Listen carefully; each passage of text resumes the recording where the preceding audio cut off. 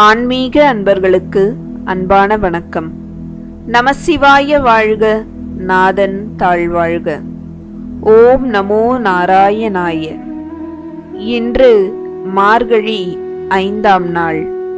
திருவெம்பாவை மற்றும் திருப்பாவையின் 5வது பாடலையும் அதற்கான விளக்கத்தையும் இந்த பதிவில் பார்ப்போம்.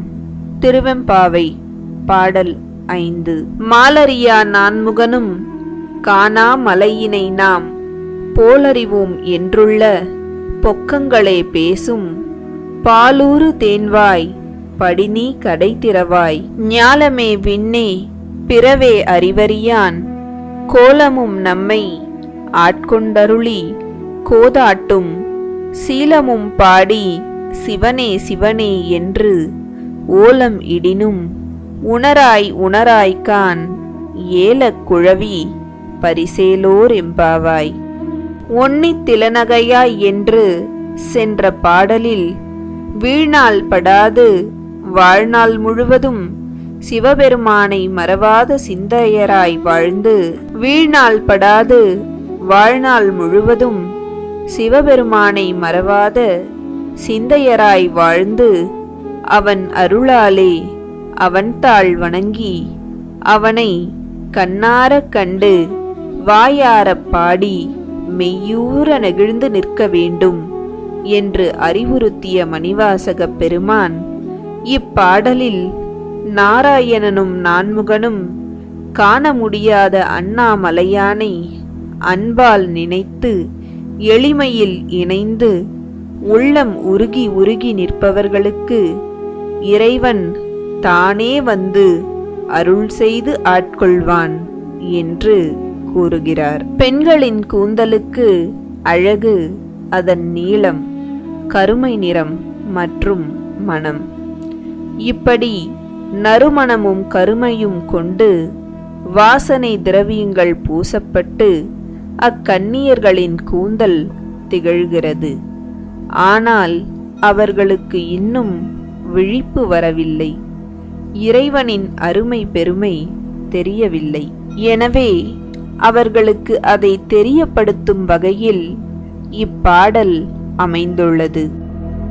ஒரு முறை ஸ்ரீமன் நாராயணருக்கும் பிரம்மதேவருக்கும் ஒரு போட்டி ஏற்பட்டது. தங்களுள் யார் பெரியவர் என்ற போட்டி. அப்போது சிவபெருமான் சோதிப் பிழம்பாய் காட்சி தர அதன் அடியை காண ஸ்ரீமன் நாராயணரும் முடியை காண பிரம்மதேவரும் கடுமையான முயற்சியில் ஈடுபட்டனர். ஆனால் அது முடியவில்லை. அதைத்தான் மாலரியா நான்முகனும் காணா மலையினை நாம் என்கிறார் மணிவாசகர்.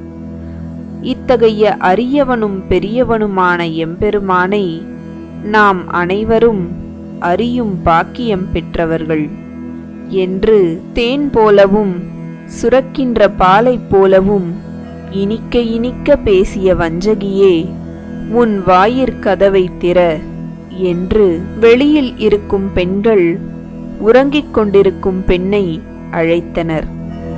மனதை ஒருமுகப்படுத்தாமல் போனால், சித்தத்தை சிவபெருமான் மேல் வைக்காமல் போனால் அவன் எளிதில் வசப்பட மாட்டான். விண்ணுலக தேவர்களும் மண்ணுலக மாந்தர்களும் அவனை அடைய தவம் கிடக்கிறார்கள்.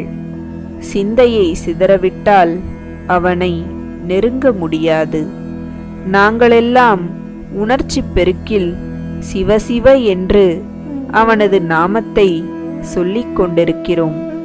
நீயோ உறக்கத்தில் இருந்து எழாமல் இருக்கிறாய். முதலில் வந்து வாயிற்கதவை திற என்று தங்கள் தோழியை எழுப்புகின்றனர். ஆணவ மலத்தில் கட்டுண்ட மனம் இறைவனை பற்றி சிறிதளவு நினைக்கும் போதே தான் முழுவதும் உணர்ந்து விட்டதாக நம்மை ஏமாற்றும். இந்த மாயையில் சிக்கிக் கொள்ளாமல் முழுமையான விழிப்புணர்வுடன் இருக்க வேண்டும். அவன் ஆட்கொள்வதற்காக நம்மை மேலும் மேலும் தகுதிப்படுத்திக் கொள்ள வேண்டும் என்பதை இந்த பாடல் உணர்த்துகிறது. அடுத்து திருப்பாவை பாசுரம் 5.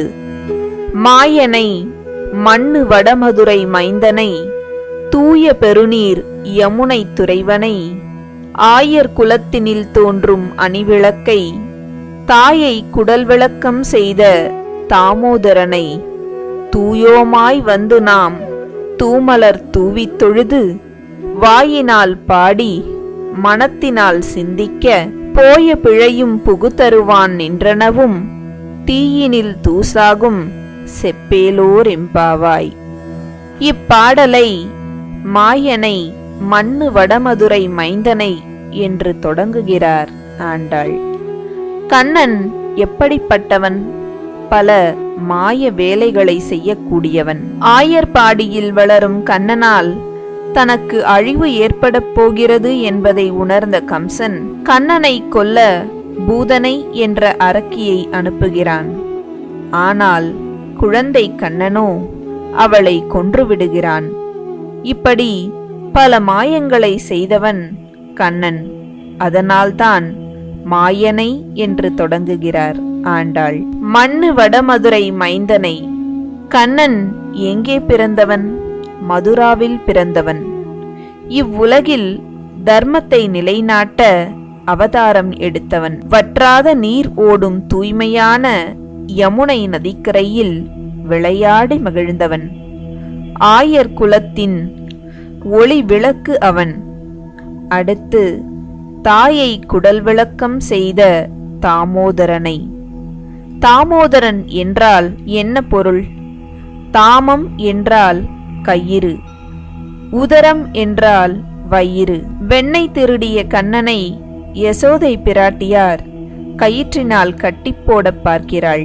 அவள் எத்தனை கயிற்றை சேர்த்து கட்டினாலும் அந்த சின்ன வயிற்றை கட்ட முடியவில்லை. அப்படி மாயாஜாலம் செய்தவர் பகவான்.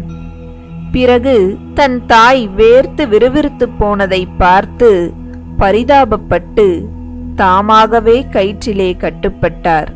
அதனால்தான் அவருக்கு தாமோதரன் என்ற பெயர் ஏற்பட்டது. உரலோடு சேர்த்து யசோதை பிராட்டியார் கட்டிப்போட மிருதுவான உன் வயிற்றை கயிறு உறுத்தும்படி எளிமையாக கட்டுப்பட்டாயே என்று ஆழ்வார்கள் உருகி உருகி பாடியிருக்கிறார்கள். தாயை குடல் விளக்கம் செய்த தாமோதரனை, அதாவது கண்ணனை பெற்றதால் தேவகியின் வயிற்றுக்கு பெருமை என்பது இதன் பொருள். இப்படிப்பட்ட எங்கள் கண்ணனை நாங்கள் விடியற்காலையிலேயே எழுந்து தூய்மையாக நீராடி மனம் வீசும் மலர்களுடன் காண புறப்படுவோம். அவனை மனதில் நிறுத்தி அவனது புகழை பாடினாலே போதும். நாம் செய்கின்ற பாவங்கள் அனைத்தும் தீயினில் புகுந்த தூசு போல காணாமல் போய்விடும் என்று கூறி தன் தோழியை எழுப்புகிறார் கோதை. உன்னை பெற்றதனால் அவள் மற்றவர்களாலே போற்றப்பட வேண்டும் என்பது ஒரு தாய்க்கு பிள்ளை செய்ய வேண்டிய கடமை. தேவகி தாய்க்கு கண்ணனை பெற்றதால் பெருமை. ஈங்கிவனை நான் பெறவே என்ன தவம் செய்துவிட்டேன் என்று அவள் பெருமைப்படுகிறாள். குழந்தைகள் பெற்றவர்களுக்கு நல்ல பெயர் வாங்கித்தர வேண்டும் என்பது இப்பாடலின் உட்கருத்து. இந்த வீடியோ உங்களுக்கு பிடிச்சிருந்தா லைக் பண்ணுங்க, ஷேர் பண்ணுங்க, கமெண்ட் பண்ணுங்க. மறக்காம நம்ம சேனலுக்கு சப்ஸ்கிரைப் பண்ணுங்க. நன்றி.